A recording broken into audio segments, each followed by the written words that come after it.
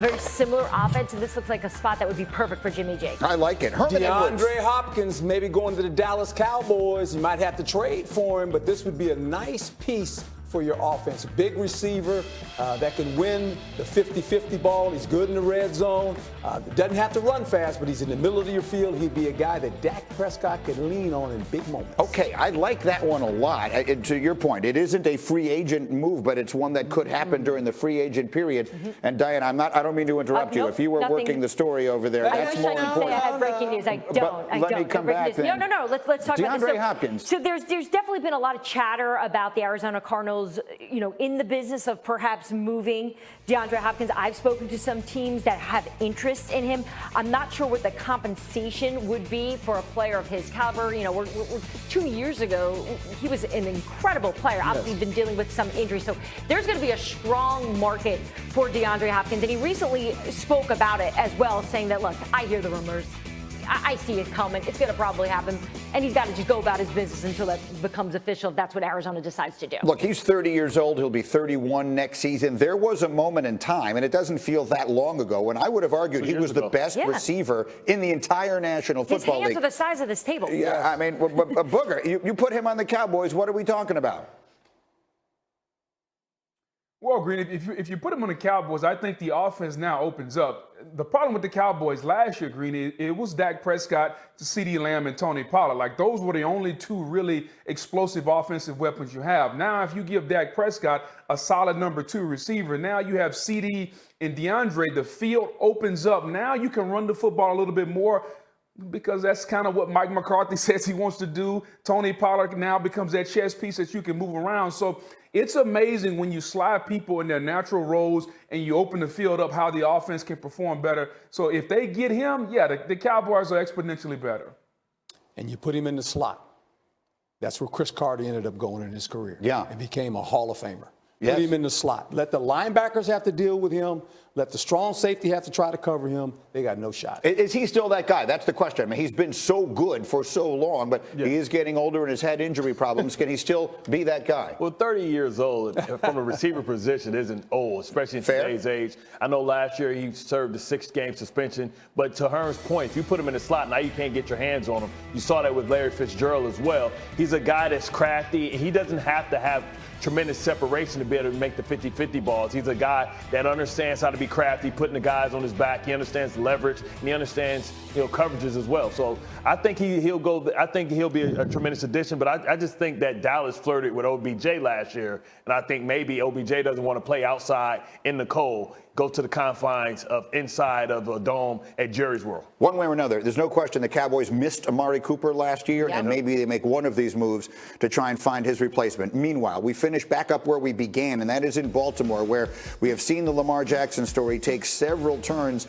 this week. It began on Tuesday when the Ravens used the non-exclusive franchise tag on him. That means he is sort of available. Not sort of. He is available now. Teams can try and sign him to an offer sheet, and then they could trade 2 first-round picks to Baltimore, and Lamar Jackson could become their quarterback. And it was notable how many teams came out and immediately were mentioning that to reporters like Diana and others that they had no intention of going after Lamar Jackson, and many people found that. Why are you making that face at me, Booger McFarland?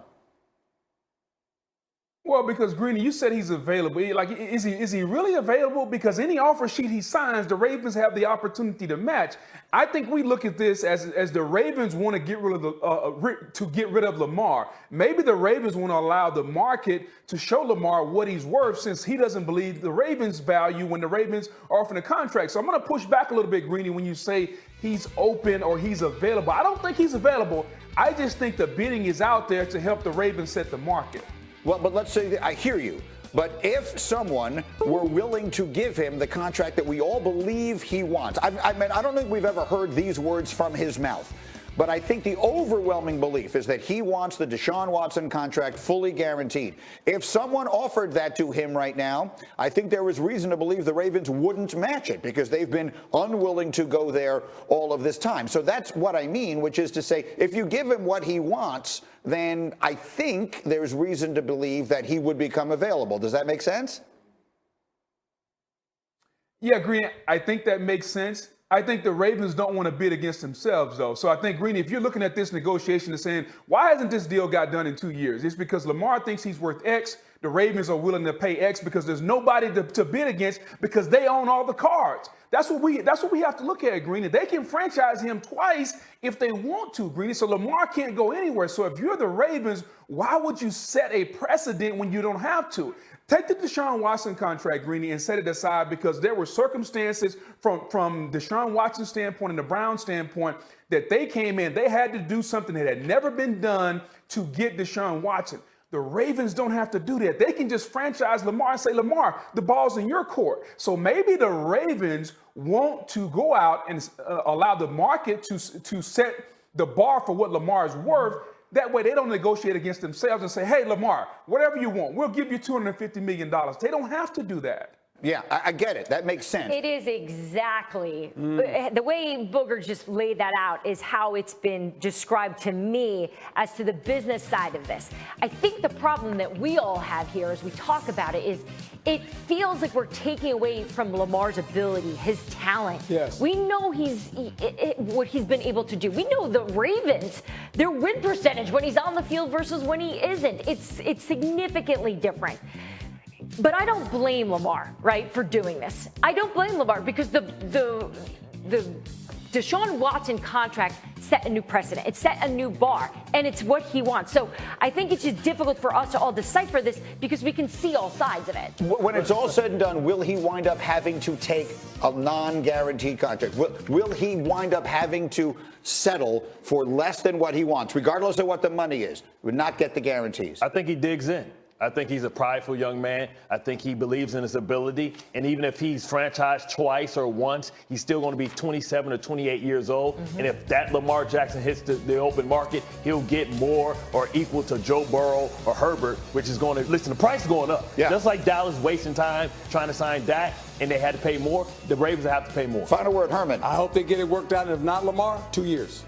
Sign a 2-year contract. Well, I mean, playing 2 years on the franchise tag would be kind of that, right? $70 million, $70 million in your pocket, and then you go from there. We'll see where it winds up. Okay, we know free agency bold predictions. Bartholomew Scott, tell me about the Giants. Oh, yeah, I think the G-Man is going to improve the defensive side of the ball. I think Bobby Wagner and Marcus Peterson would be great additions to Wink Martindale in that dominating defense. It requires some goons and some goo goblins. Those are both two of those guys. Those are that is suddenly a loaded division in a lot of ways. We'll see what the Giants can add. Booger, give me a bold prediction. Greeny, how about free agent wide receiver Odell Beckham Jr. to the Buffalo Bills? Von Miller was politicking to get him there last year. OBJ looks healthy. How about they get that thing done in the offseason and give Josh Allen a solid number 2 receiver? Oh, I like that one. Diana Rossini, give me one. Look, the Raiders had to make a really difficult decision, this is their words, to walk away from Derek Carr and move on. And Jimmy Garoppolo is a player who obviously has that experience with Raiders head coach Josh McDaniels, and this could be them reuniting. They obviously speak the same language. They're going to run